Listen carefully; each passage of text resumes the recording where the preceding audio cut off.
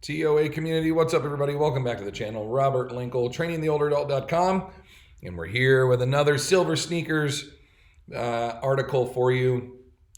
This one's not bad. We'll get into it a little bit.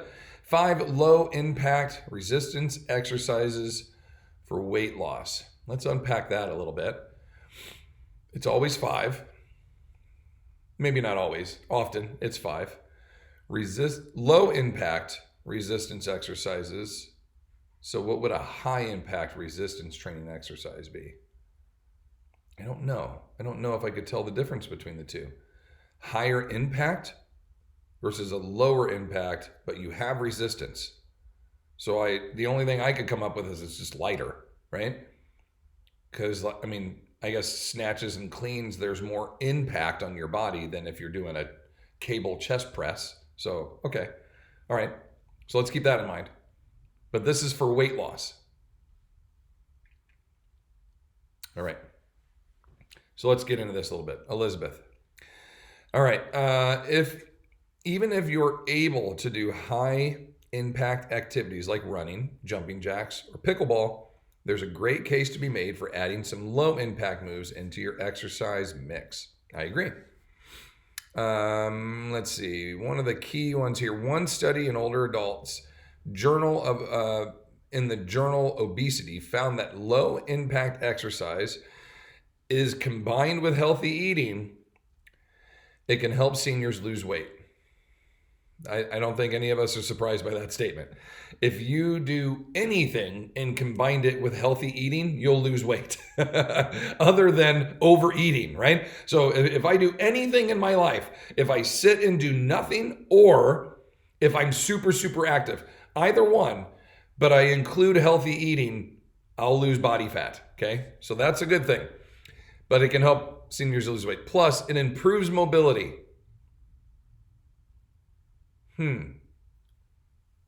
I know these are words, okay? I know these are words and they sound good. How does doing low impact exercise with healthy eating help improve your mobility? I guess if you lose body fat, you don't have as much body to move around, so you might be more mobile, but I've seen some bigger, super flexible, mobile people. So let's keep going, okay? I know it sounds like I'm going to just dump on this the whole time, but I'm not. I promise it gets better. Okay. Fortunately, there are plenty of low impact exercise options to choose from, including R2 courses. And then, by the way, there's some other things like strength training exercises that can also help, but they have to be low impact. And they are a proven path towards weight loss. Proven. According to the National Institute on Aging, resistance training is the most effective way to build muscle and lose body fat. Holy hell. Let's say that again. Okay? According to the National Institute of Aging, resistance training is the most effective way to build muscle and lose body fat. Let's end the article right here. Let's just end it right there. That's the key to this whole thing, is that line.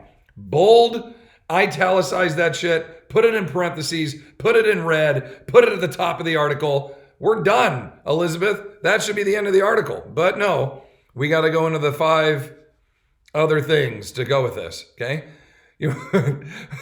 The more lean muscle mass you build, the more likely you are to see the scale go down. Not necessarily. The more likely you are to see your body fat decrease, but in many cases when people start adding resistance training, they get heavier, right? Why? Because they're building muscle, right? But that's okay. Who gives a shit what the scale says, okay? Who cares what the number on the scale says? I don't care. You know what I would love? If your pants were a little looser, right? And your shirts were not so tight, well, maybe you want some tight, guns to be shown. Get a medium t-shirt for that. My point is if your clothing is loose and yet the number on the scale either stays the same or goes up, you're winning, baby, right? You are winning. That's a good thing. Who cares what the number says? Nobody cares. Stop talking about the scale. That's the first thing that we should just chuck out the window. Let's stop talking about the scale because who gives a shit? Okay? All right, let's go on. me let my blood pressure come down a little bit. Then we'll go. Start by doing a warm-up. I agree. Prime your muscles. Begin by doing one set of our exercises. Use weight if you want to, or lightweight, yada, yada, yada, all the way down until you can do 2 to 3 rounds using weights all the way through. Okay, great advice. Exercise number 1, crushed it. Squat or sit to stand, I would have taken either one. If this is for beginners, right, I would teach the sit to stand because it's so functional. They give decent instruction. And I'm not going to, no, I won't jump the chart yet, but this is good, okay? This is good. You know what I also like is they show like real people in their house doing this, and it's not some 22-year-old in a studio, right? I love it that it's real people, and it's an older adult, right? She's over 40, 50 maybe. I don't want to bag on her, but she's probably over 50. This is great, okay? Exercise number 2, the wall push-up. I don't know if I could find a more worthless exercise. I'm just going to say it. I don't mean to be a jerk. These are worthless. They don't do anything, okay? They don't do anything. I know you're like, we need a horizontal push. Buy some bands and do a chest press, right? You get so much more recruitment and range of motion out of that. If you don't have anything, but you just said this is a resistance training series, right? You said low impact resistance training. So where's the resistance, right? We need resistance. So we're going to use our body weight as the resistance, then do a decline push-up on a countertop or on the back of your couch. But a wall is a vertical push-up, if you want to call it anything. It's a vertical horizontal push-up. You're standing vertical, pushing yourself back and forth. There's no tension. There's no range of motion. This is if anything, a shoulder, elbow, wrist priming exercise to get you ready to go do the real exercise that's your horizontal push, okay? So not worthless, but pretty close. Pretty close. If we're talking about efficiency with time and like getting the most bang out of your buck, okay. Number 3, hip hinge. Crushed it, okay? I love it. You know what line I don't like? With or without weight. This is a resistance training program. What are we talking about with or without weight? I don't get it. I don't understand that part, okay? Why optional the weight? Well, because we need people to learn how to do it right. Fine. That's fine. Learn how to do it right and then add the weight. Okay? It shouldn't be optional with or without weight. I don't words matter. Okay? Words matter. This is a phone. This is a shoe. I don't answer my shoe and put my phone on my foot, right? You're like, those are the wrong things. That you're not calling it the right words. That's my point. Okay? Words matter. This matters. So if we just say, well, you could do it with or without weight, not if you're here for resistance, not if you're here for change. Okay? If you have a mobility issue and you just need to move your hips around, then that's great. And we talked about, well, this whole non-impact resistance training routine, it does increase mobility. So I'm with you for that. Good instruction, great mechanics. I would say add weight as soon as possible, okay? Add weight as soon as possible. Do you know why? Do you remember the line? Because the most effective way to build muscle and burn fat is what? Say it with me. You can do better than that. A little louder. That's right. Resistance training. Very good. I'm glad everybody's on board. All right, the next one. Bent over row. Hell yeah, you crushed it. This is a good one, okay? And I love it. You know why? Because she's got weight in her hands. She's got weight in her hands, and she's in a hinged position. You just mastered the hinge a moment ago, which in order of exercise, I would put this one later, so you're not doing 2 hinges back to back, right? You just did your hinges, stiff leg deadlift, RDL, rack pull, kettlebell swing, whatever the hinge variation is going to be, to then come right back and do a bent row. You're kind of asking people to tweak their backs a little bit just because they're fatigued and tired. So I would rather go do the number 5 exercise, which I won't tell you yet because it's a good one, and then come back to this, and I would finish with this one. But I love it that they're doing a row because we've done a vertical pushing exercise in the squat, okay, which technically you could classify as a hinge mechanic like we do, but if we're looking at anatomical movement patterns, it is a vertical push, okay? You're looking at a horizontal push with your wall push-ups, preferably a chest press, but we're okay. Then you're going to go to your hinge pattern. Now you're going to go to a horizontal row, and then we're going to finish up with some crossbody type stuff. Basically, you've addressed everything on your body with the exception of splitting your feet, like some kind of lunge or step up, and something to go over your head, right? But that's a pretty decent start, so I'm not going to dump on it too bad. And the last one here is a crossbody chop, which I think is awesome. But also, what do you need to chop? resistance. So you have to have some bands, or you have to have a cable, or you have to have something like that. Remember, we're here to give instruction, education. You're here to teach people how to get better. And if they don't have external load to move their body against, to manipulate their musculature against, change is not going to occur, okay? You can only go so far with body weight. As soon as I say that, half the world trips out and they're like, what are you saying? That people that do body weight can't get in great shape? That's not what I'm saying at all. What I'm saying is you're really good at muscular endurance then. Look at gymnasts, okay? Gymnasts are some of the most muscular people I have ever seen, right? They have great muscle mass. What do? They manipulate their body weight around in all these crazy ass angles and the most athletic thing that I've ever done.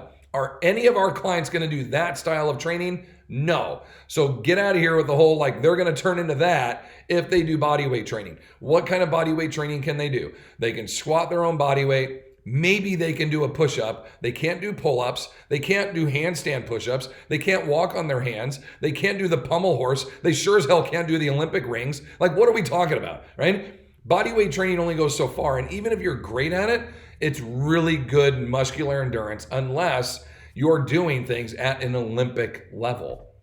That's how. Plus, those guys lift weights. They don't end up like that just because they do pommel horse all day, right? They don't look like that just because they do their floor routines all day long, because they do cartwheels and backflips, and it's awesome as shit. I'm number one in line. I think it's the most amazing thing to watch someone do their hands and they're round and thing this shit, then they're going and then their legs are pointing on either side and they up and they flip and stick the finish. I think that's the coolest shit in the world. I can't do any of it, right? It's amazing to watch it. But you know what? Those guys lift weights. I guarantee it, multiple times a week. Why? Because they need more muscle mass to manipulate their bodies all around this thing. You don't go inverted and do skin the cats and 1.5 twist inverted flips you don't do all that stuff unless you're strong as shit. And you can't get strong as shit if you're not lifting weights, okay? You have to have external load. Your body is only load, right? It's only so much load. Now, when you start to get leaner because you're being more physically active, you're less load. So now I just have to do more reps to get the same burn or pump or result. So what are you getting really good at? Muscular endurance, not muscular strength. These are words. Words matter, okay? That's where we're talking about this. Now, if we want people to get more powerful, now we have to move weight fast. That's my point. Words matter. So when I look at this article, now that my rant is done and I went in 30 different directions, that was a good pommel horse impression, right? You knew what I was doing, didn't you? All right. Let's see. Should I grade this? Let's grade it. I've been watching a lot of Dr. Mike lately. Israel, I think is how you say his last name. I love that dude. And he grades his celebrity, workouts. So maybe I could start grading articles, or maybe just grading silver sneaker articles, since I tend to pick on them a lot. I just want them to do better. Why don't you hire me? Hire me to write articles for you, right? I'll write good articles for you with science, with information that people can actually use. And we will teach old people how to overcome sarcopenia. You know how? By lifting weights, people. By lifting weights. It's no secret. Okay. Woosah, relax. Okay. All right, Elizabeth, I'm going to rate it. What are we rating out of? How about 5 silver sneakers? I'm going to give it a 3.5 sneaker out of 5. I'm going to give it a 3.5 sneaker. Why am I giving it a 3.5 and not more? The wall push-up, I know you're trying to get something at home, but just either have people lay down on the floor with their weights and floor press, right? You already ask them to do other stuff with load. They already have weights to do bent rows with. Just lay down and bench press, okay, or floor press. But let's say they can't get on the floor. What else could we do? We should have bands with a door anchor, right? And before you make the argument, well, bands break. Not really. Not unless you cut them on something, okay? And I know there was an article that came out during the pandemic that talked about all these injury rates with bands and how so many people were hurting themselves. Did you read that article? Did you actually read it? Because if you saw how the injuries occurred, 97% of them were from poor anchoring. It wasn't from the band breaking. It was from the anchor giving loose. So whose fault is that? The band's fault for doing its job and being really elasticy, or the person that hooked up the anchor, right? When you tie it to a round, shiny, slippery doorknob, what do you think is going to happen? I don't need a master's degree to tell you what's going to happen. That thing's going to hit you in the face or the nuts, one of the two. Either way, it's not going to be a good day for you, okay? This might be the best video I've ever done. I'm fired up. I am fired up. Okay, so the wall push-up, the comment about weights being optional, just take that out of your articles. You should just start every article by saying, you should be lifting weights and whatever else I'm going to talk to you about. That's what every article should start with. Hey, are you a Silver Sneakers fan? Rule number 1, lift weights. Rule number 2, eat protein. I don't care how you get it. Plants, animals, get protein in your body. Number 3, whatever the hell else I'm here to talk about, right? Whatever else you lift, you eat protein, everything else, here we go. From pickleball to mobility to everything else in between, do those first 2, and then everything else will be more successful. I can pretty much guarantee it. Okay, that's enough. I hope you all have a great day. Your comments, please, down below. And ring the bell. We don't want you to miss any great videos like this from now on. And continue to fight your good fight against sarcopenia. Peace. Bye.